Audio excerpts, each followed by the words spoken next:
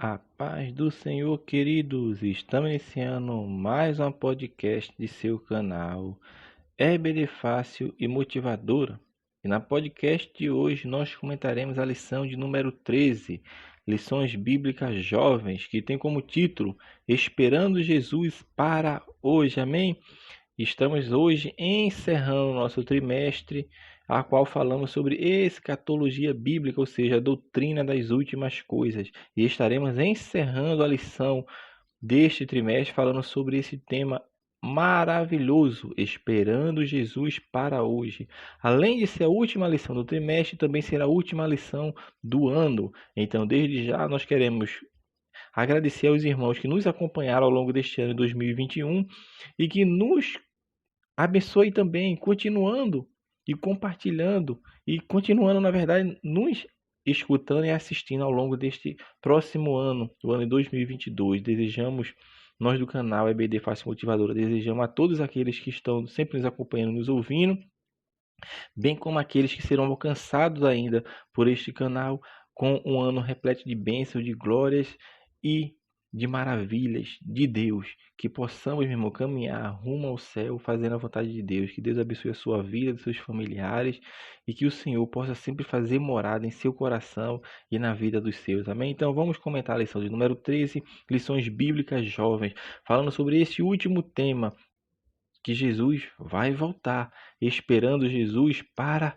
hoje, esperando hoje, meu irmão, não é para ontem, não é para amanhã, esperando Jesus para hoje, é o eterno agora, que Jesus venha, possamos falar como o apóstolo João falou, Maranata, ora vem Senhor Jesus. Então essa expectativa que o crente tem é na volta de Cristo, porque ele virá e não tardará, a palavra de Deus fala. Então teve uma promessa de Cristo para a sua igreja de que ele voltaria. Por isso o apóstolo João, inspirado pelo Espírito Santo, escreve no seu livro, no seu evangelho, João capítulo 14: Não se turbe o vosso coração, crede em Deus, crede também em meu Pai. Na casa de meu Pai há muitas moradas. Se não fosse assim, eu não vos teria dito, irei-vos preparar-vos lugar, para que onde eu estiver, estejais vós também. E o que João, quando escreve, ele estava falando isso. Na casa de Deus, na casa, no reino celestial, há muitas moradas. Aí ele fala, porque se assim não fosse, ou seja, se não tivesse muitas moradas, Jesus falando, se não tivesse muitas moradas, eu diria que iria preparar o lugar. Mas já tem, meu irmão, as moradas preparadas, porque já está preparada desde a fundação do mundo, a casa de Deus, o reino celestial, a terra que ansiamos, meu irmão, que é de cima.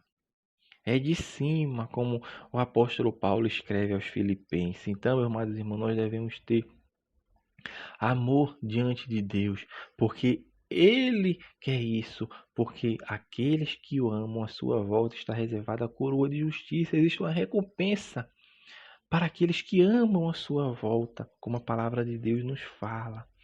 Então tem essa promessa do rapto da igreja. Cristo vai vir buscar a sua noiva. Por isso ele faz aquela comparação que nós já falamos também ao longo deste trimestre sobre a noiva e o noivo. E faz esse paralelo, meu irmão, essa comparação com o casamento judaico e a sua volta para buscar a igreja, que é a noiva.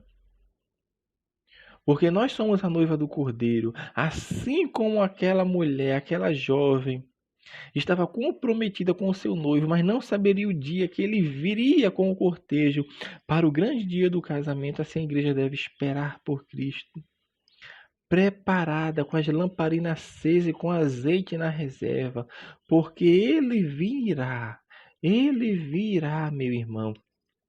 Então nós devemos aguardar, porque vai ser num momento, num abrir e fechar de olhos.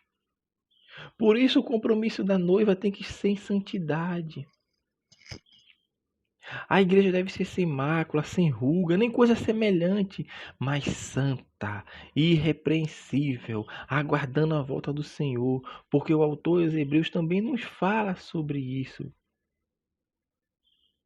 seguir a paz com todos e a santificação, sem a qual ninguém verá o Senhor, meu irmão. Então, meus amados irmãos, nós devemos nos guardar irrepreensíveis para a volta do Senhor.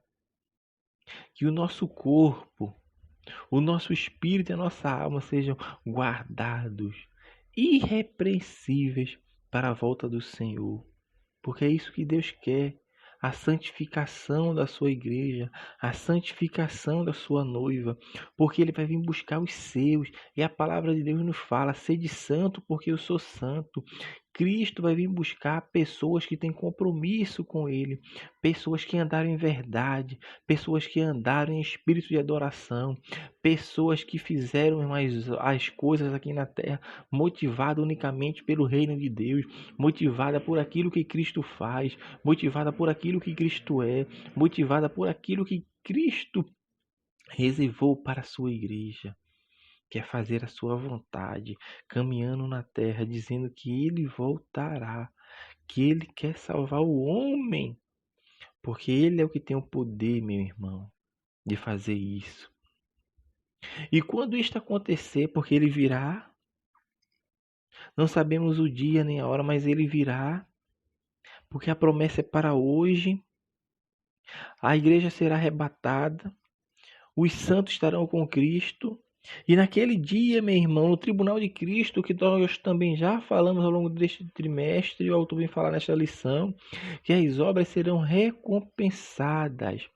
As obras dos santos, dos salvos, dos remidos, dos lavados no sangue do Cordeiro, que serão recompensadas. E até naquele dia, entre os salvos, Cristo provará a obra de cada um. Provará. E o fogo aprovará para saber qual foi a motivação. Embora aquela pessoa esteja salva, foi salva porque já está no céu. Mas Cristo vai provar a obra de cada um. E as recompensas vão vir, meu irmão. Ah, quantas surpresas irão acontecer naquele dia, meu irmão.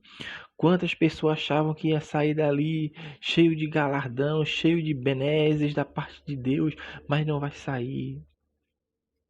Porque enquanto nesta vida fizeram a obra de qualquer maneira, fizeram a obra para mostrar para A, para B, fizeram a obra para mostrar para os homens que está trabalhando, que está fazendo a obra, enquanto os outros não têm visibilidade.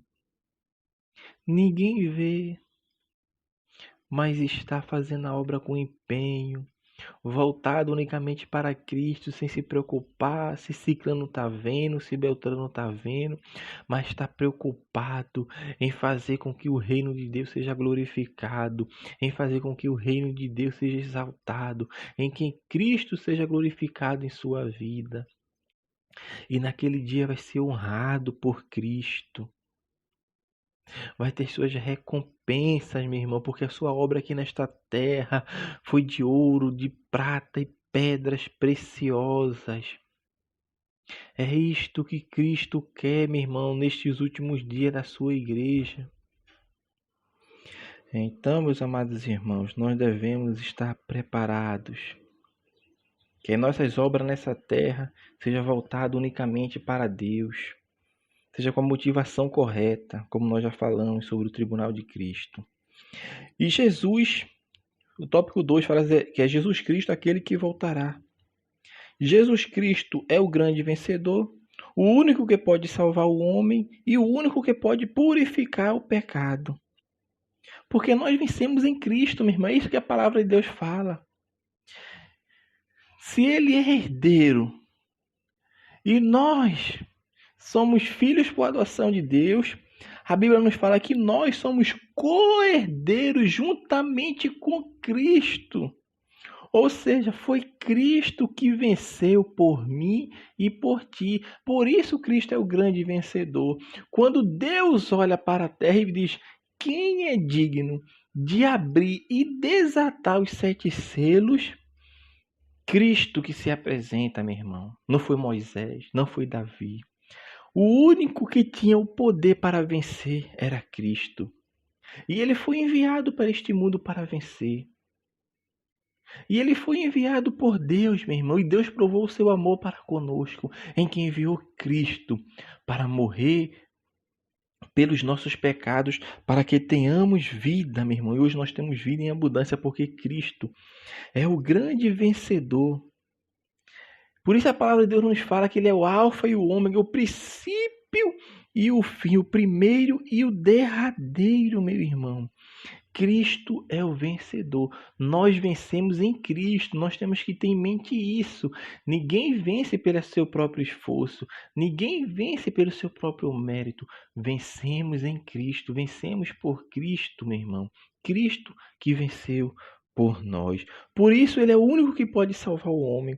Se ele é o único que vence por nós, ele é o vencedor, então ele é o único que pode salvar o homem. Por isso o homem, para se achegar a Deus, tem que passar por Cristo. Cristo é o mediador entre Deus e os homens. Não existe outro, meu irmão. Se as pessoas estão buscando um direcionamento em outra pessoa que não seja Cristo, está errada. Porque para alcançar a salvação tem que ter fé. Isso. Sois salvos pela graça mediante a fé. Mas a minha fé tem que ter o direcionamento correto. A minha fé tem que ser uma fé salvífica em Cristo. Tem gente que tem fé em Buda. Mas se você perguntar para ele se ele é salvo, ele vai dizer que é. Que ele tem fé, ele tem. Mas fé em quem? Meu irmão, a fé tem que ser em Cristo. A fé salvífica tem que ser em Cristo. E no Cristo que a Escritura nos mostra que morreu e ressuscitou no terceiro dia para salvar e libertar aqueles que o aceitarem. É isto que a palavra nos fala e nos mostra, que Cristo morreu para dar vida aos que aceitarem e tenham fé em Cristo, tenham fé nele. Então, meus amados irmãos, nós devemos ter cuidado com relação a isto. Por quê? Porque Cristo morreu e ressuscitou para dar vida àquele que crê nele, que tenha fé em Cristo. Como eu estou falando, muitas pessoas têm fé. Se você chegar para um espírito, ele vai falar que ele tem fé, que ele é crente, mas a fé que ele tem é em quem? Se você chegar para o testemunho de Jeová, ele vai dizer que é crente, que é salvo, que tem fé, mas fé em quem? Será que o Cristo que ele prega, como sendo um Deus inferior, é o Cristo que a Bíblia fala, que é o Deus encarnado, que veio para dar vida, que veio para salvar? Então, meu irmão, eu tenho que ter fé. Cristo é o único que pode salvar. Mas a fé eu tenho que ter em Cristo. A fé tem que estar direcionada para a pessoa certa. Existem pessoas que estão direcionando sua fé para pessoas, para objetos, instrumentos errados. E Cristo é o único alvo que o cristão deve caminhar, que o homem deve buscar para obter a salvação em Cristo. Então a salvação é só em Cristo, meu irmão. A salvação é só em Cristo, não é por esforço próprio, não é buscando A nem B, mas é unicamente em Cristo. Então, meus amados irmãos, que possamos estar direcionados para Cristo, voltados para Cristo, porque Ele é o único que pode purificar o pecador. E é só o sangue de Cristo que purifica de todo o pecado, meu irmão. Por isso, os arrebatados vai ser somente aqueles, meu irmão, que tiveram seus corações purificados no sangue do Cordeiro. Porque o salmista escreve e fala: quem subirá ao santo monte do Senhor? Aquele que é limpo de mãos e puro de coração. Então, Cristo que conhece. Por isso ele falou a Samuel: Samuel, o homem vê o que está no exterior, o que está na sua frente, o que é tangível, o que é visto ao olho nu, mas Deus não.